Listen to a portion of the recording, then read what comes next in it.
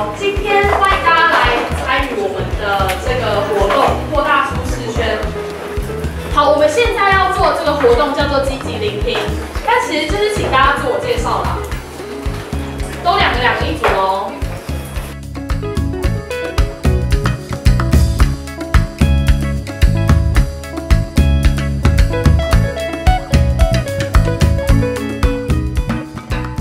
我们青年在苏澳要怎么在这个地方成为一股力量？这个力量要怎么形成？好，那等一下请玉珍老师跟唐凤可以轮流分享一下他们的经验跟他们的想法。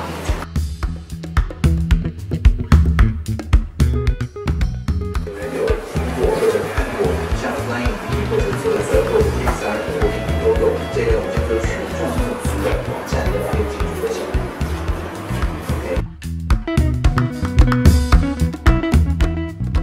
更多的是亲密共创，也就是怎么样跟 TD 的这些小青们可以一起走出一个未来。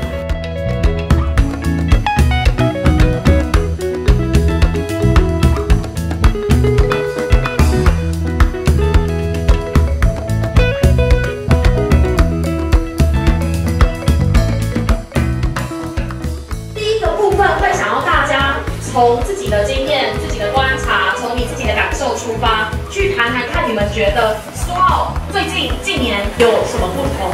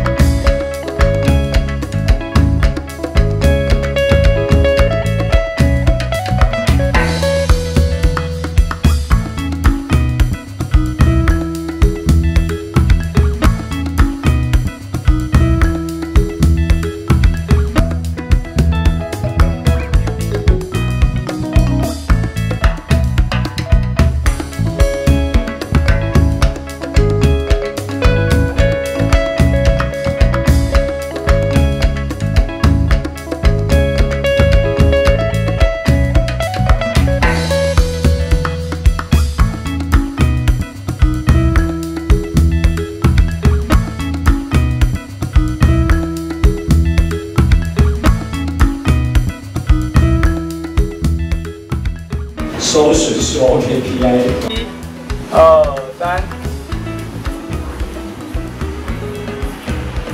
，OK。